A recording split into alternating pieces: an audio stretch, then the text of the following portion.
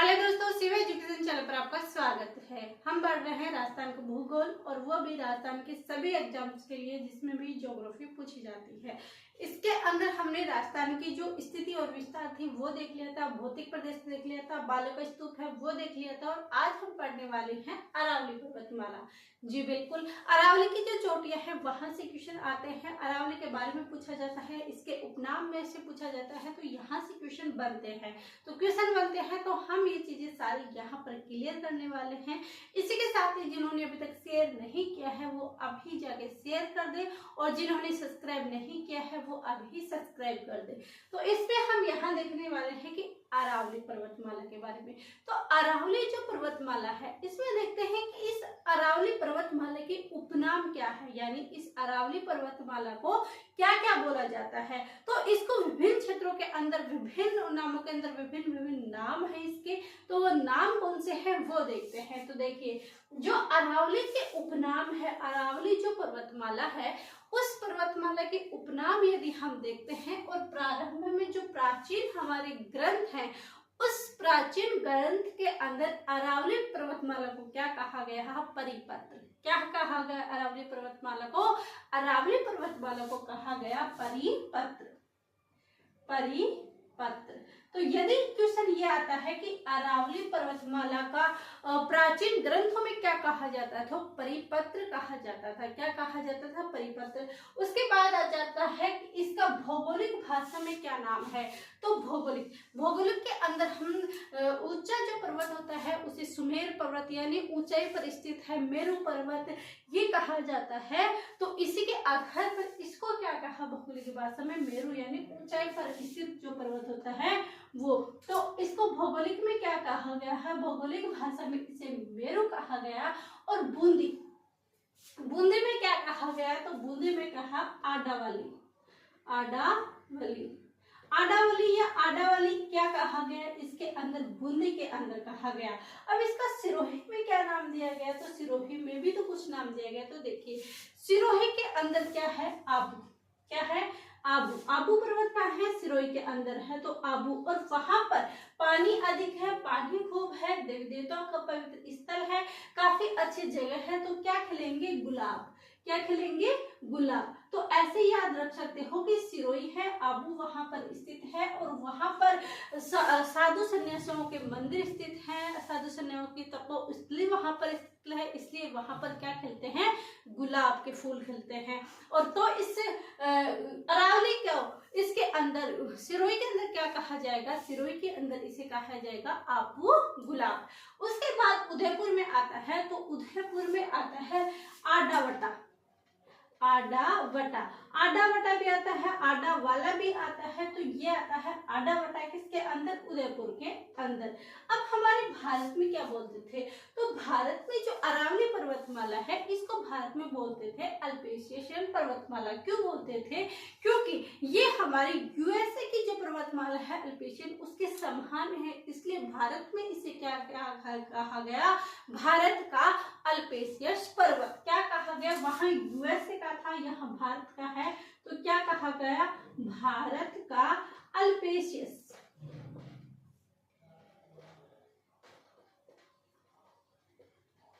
क्या कहा गया इसको? भारत का अल्पेशियस पर्वत कहा गया। किसके अंदर? भारत में इसे अल्पेशियस पर्वत कहा गया।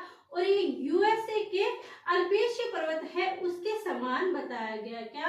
यूएसए के जो अल्पेशिय पर्वत है उसके समान किसको बताया गया? इस अरावली को बताया गया। तो अरावली के उपनाम यहाँ पर जाने क्या क्या देखा कि अरावली के उपनाम में प्राचीन ग्रंथों में इसे परिपत्र कहा गया और भौगोलिक भाषा में मेरु कहा गया। बूंदी के अंदर इसको आडावली बोलते हैं, सिरोही में आबू गुलाब बोलते हैं, उदयपुर में आडावटा बोलते हैं। और हमारे भारत में इसकी तुलना मतलब अरावली पर्वतमाला की तुलना किससे की थी? यूएसए में जो अल्पेशियस पर्वत है उससे तुलना की गई। तो भारत का अल्पेशियस पर्वत भी इसी अरावली पर्वतमाला को बोला जाता है। ये बातें यही हो जाती है। अब देखते हैं कि इसका निर्माण यानी इसका निर्माण कब हुआ था, कौन से युग में हुआ था? लगभग 65 वर्ष पूर्व।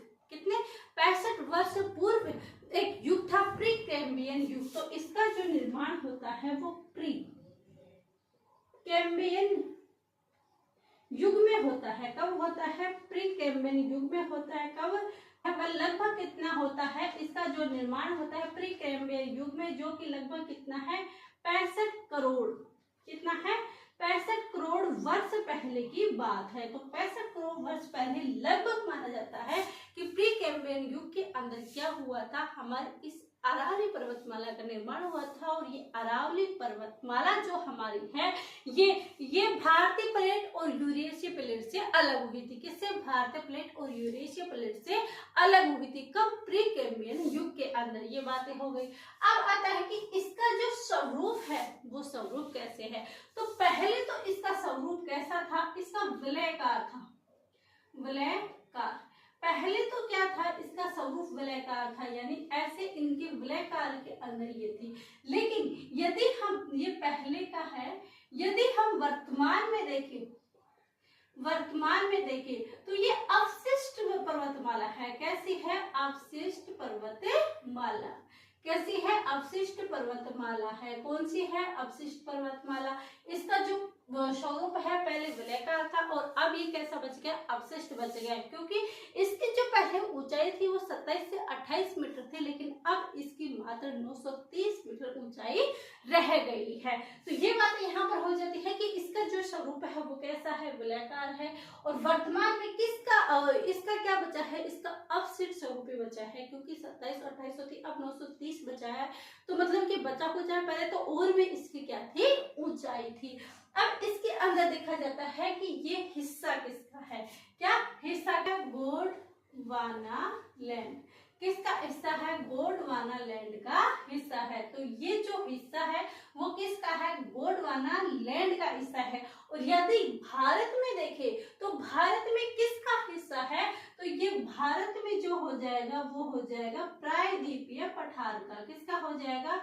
प्रायद्वीपीय पठार। किसका हिस्सा हो जाएगा? प्रायद्वीपीय पठार का हिस्सा हो जाएगा। तो अरावली पर्वतमाला है वो वैसे तो गोंडवाना लैंड का हिस्सा है, लेकिन यदि हम भारत के संदर्भ में देखें तो कितना है?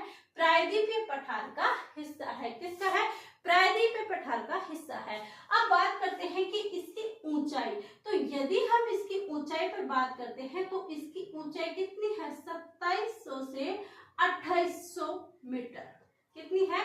2700 2800 मीटर है। ये पहले की बात है, लेकिन वर्तमान में किसमें? वर्तमान में ये लगभग 930 मीटर इसकी ऊंचाई रह गई है। कितनी रह गई है? 930 मीटर ऊंचाई रह गई है। किसकी? अरावली पर्वतमाला की। बल्कि पहले कितनी थी? पहले थी 2700 2800 मीटर की, और वर्तमान में लगभग 930 मीटर इसकी ऊंचाई रह चुकी है। किसकी रह चुकी है?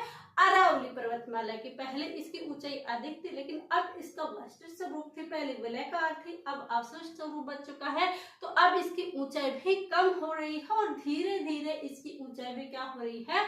घटती जा रही है। क्या हो रही है? घटती जा रही है। तो ये चीजें यहाँ पर होगी कि वर्तमान में लगभग 930 मीटर ऊंचाई है और पहले 2700 2800 मीटर क्या थी? इस अरावली पर्वतमाला की ऊंचाई थी। इसके बाद हम देखते हैं कि यहाँ चट्टानें कौन सी है। क्या यहाँ जो चट्टानें हैं वो चट्टानें कैसी पाई जाती है? तो यहाँ जो चट्टानें पाई जाती है वो चट्टानें पाई जाती है आग्नेय। और ये आग्नेय चट्टान में क्या है? ग्रेनाइट और बेसाल्ट। क्या पाई जाती है आग्नेय के अंदर? ग्रेनाइट और बेसाल्ट। चट्टानें कौन सी है? आग्नेय और बेसाल्ट। और आग्नेय और बेसाल्ट को किस नाम से जाना जाता है? क्वार्टज़ाइट। किस नाम से जाना जाता है? क्वार्टज़ाइट। तो चट्टानें कैसी है? आग्नेय यानी कि ग्रेनाइट और बेसाल्ट, और किस नाम से जाना जाता है? क्वार्टज़ाइट से। इसके बाद देखते हैं कि यहाँ जो खनिज पाए जाएंगे वो खनिज धात्विक खनिज पाए जाएंगे या अधात्विक। आपको पता है अरावली पर्वतमाला के अंदर इसको खनिजों का अजायब कहा जाता है। तो यहाँ पर जो खनिज पाए जाएंगे वो धात्विक खनिज पाए जाएंगे। कैसे खनिज पाए जाएंगे? धात्विक खनिज। जो भी धात्विक खनिज है वो सभी हमारी अरावली पर्वतमाला के स्थित है। और अरावली पर्वतमाला के अंदर जो खनिज है उनको हम अधिकतर खनिज इसी के अंदर है। तो उनको खनिज जब टॉपिक चलेगा हमारा तो भी हम मैप के थ्रू पढ़ेंगे, फिर देखेंगे कि हमें इस टाइम याद हो जाएगा कि अरावली के उत्तर में कौन से जिले हैं, मध्य में कौन से जिले हैं, दक्षिण में कौन से जिले हैं। उसके बाद जब हम खनिज टॉपिक पढ़ोगे तब आपको सिर्फ जिले याद नहीं करने पड़ेंगे, सिर्फ इतना भी याद करने पड़ेगा कि उत्तर में कौन से खनिज है, मध्य में कौन से हैं और दक्षिण में कौन से हैं, पूर्व में कौन से खनिज है, पश्चिम में कौन से खनिज है। यदि आप स्थिति विस्तार, भौतिक, प्रदेश, जलवायु वाला टॉपिक, 3 टॉपिक यदि अच्छे से क्लियर कर लेते हो तो बाकी के जो जिले हैं कौन से कहाँ पर स्थित है क्या नहीं है, वो इतने हार्ड नहीं लगेंगे। लेकिन यदि आप ये 3-4 चैप्टर भी आपने अच्छे से नहीं पढ़ा, अच्छे से आपको चीजें क्लियर नहीं हुई, जिलों के बारे में आपको पता नहीं चला, कौन सा जिला कहाँ पर स्थित है वो चीजें आपको नहीं पता चली, तो आगे वाले चैप्टर को आपको हार्ड लग सकते हैं, वो आपको कम समझ में आ सकते हैं। इसलिए उचित यही होगा कि सही समय पर जागृत हो जाओ और सही समय पर सही स्ट्रेटजी के साथ पढ़ो। ये जो टॉपिक शुरू में पढ़ाए जा रहे हैं उनको हैंड टू हैंड कंटिन्यू आप पढ़ते रहो, लगातार पढ़ो। आप इनको जैसे ही पढ़ाते हैं वैसे ही इनको याद करो, याद करने की कोशिश करो, ताकि ये चीजें आपके अभी क्लियर हो जाने से, और मैप भी साथ में भरो, जिलों का भी आपको पता होना चाहिए कि कौन सा जिला कहाँ पर स्थित है, कब बना था, किस आकृति का है। तो ये चीजें जब सारी चीजें आपकी क्लियर होगी तो आगे वाले चैप्टर आपके अपने आप ही क्लियर हो जाएंगे। तो यही चीज हम देखते हैं कि खनिज कैसे, धात्विक खनिज और खनिज वाला टॉपिक हम बहुत अच्छे तरीके से पढ़ने वाले हैं। अब देखते हैं कि अरावली पर्वतमाला को जो सर्वप्रथम अध्ययन किया, कैसा सर्वप्रथम अध्ययन, कैसा भूगर्भिक, कैसा अध्ययन, भूगर्भिक अध्ययन किया, वो किसने किया, तो अरावली पर्वतमाला सर्वप्रथम मूलित पर्वतमाला थी। तो इसको देखकर क्या हुए, हैरान हो गए। क्या हो गए, हैरान हो गए। इसका जो सर्वप्रथम जो उन्होंने क्या किया, इसका अध्ययन किया, वो किसने किया, A.M. हैरान महोदय, A.M. हैरान महोदय ने क्या किया, इसका सर्वप्रथम अध्ययन किया। A.M. हैरान महोदय को कैसे याद कर सकते हैं कि अरावली पर्वतमाला को सर्वप्रथम देखकर हम तो क्या हो गए, हैरान ही हो गए। क्या हो गए, हैरान हो गए। तो सर्वप्रथम इस अरावली पर्वतमाला का अध्ययन कौन करता है, A.M. हैरान महोदय। तो ये हमारी अरावली पर्वतमाला ही। अरावली पर्वतमाला के उपनाम हमने देखे कि प्राचीन नाम परिपत्र है, भौगोलिक नाम मेरू है, बूंदी में आडावाली, सिरोही में आबू गुलाब, उदयपुर में आडावाला। ये चीजें हमारी क्लियर हो गई। आई होप आपको समझ में भी आया होगा, याद भी होगा। इसके बाद भारत में हम भारत का अल्पेशियस परत करते हैं, क्योंकि यूएसए के समान यूएसए के अल्पेशियस परत से क्या की है, अरावली की तुलना की गई है। इसके बाद इसका निर्माण प्री कैम्ब्रियन युग में होता है, लगभग 65,000 करोड़ वर्ष, 65,000 करोड़ वर्ष हैं। और इसके बाद स्वरूप कैसा है, पहले गोलाकार था, वर्तमान में अवशिष्ट पर्वतमाला है। इसका कैसा है, ये लगभग 65 वर्ष आप रहने दिए, वर्ष नहीं पूछा जाता, आपसे निर्माण देखिए कि प्री कैम्ब्रियन युग के अंदर है। क्योंकि ये जो डेटा है वो अलग अलग बुक्स में अलग अलग दिए रखेंगे, आप कंफ्यूजन हो जाओगे और एग्जाम में पूछा भी नहीं जाता है। एग्जाम में ओनली युग पूछा जाता है, तो आप ध्यान रखना युग कौन सा है, प्री कैम्ब्रियन युग है। इसके बाद जो स्वरूप है वो पहले गोलाकार था, वर्तमान में अवशिष्ट पर्वतमाला बची है। हिस्सा कोडावलैंड का है, भारत में प्रायद्वीपीय पठार का हिस्सा है। ऊंचाई 2700-2800 मीटर है, वर्तमान में लगभग 930 मीटर ऊंचाई पर स्थित है। चट्टाने, आग्नेय, ग्रेनाइट और बेसाल्ट इसे क्या कहा जाता है, क्वार्टज। खनिज कैसे पाए जाते हैं, धात्विक खनिज पाए जाते हैं। और अरावली पर्वतमाला का सर्वप्रथम अध्ययन किसने किया था, भूगर्भिक जो अध्ययन किया था वो किसने किया था, वो किया था A.M. हैरान महोदय ने। तो ये चीजें यहीं पर कंप्लीट होती है। मिलते हैं कल की क्लास में एक टॉपिक नया एंजॉय के साथ और पूरी एनर्जी के साथ हम कल का टॉपिक में पढ़ेंगे। और ऐसे करके एक एक करके हम दोबारा से न्यू ज्योग्राफी में जो परिवर्तन हुए हैं उनको अच्छे तरीके से क्लियर करेंगे। आई होप आपका प्यार और आपका सपोर्ट ऐसे ही क्लास पर बनाए रहेगा। अधिक से अधिक शेयर कीजिएगा। अभी तक भी यदि आपने सब्सक्राइब नहीं किया है तो प्लीज सब्सक्राइब जरूर कीजिएगा। आप सभी का धन्यवाद। Thank you.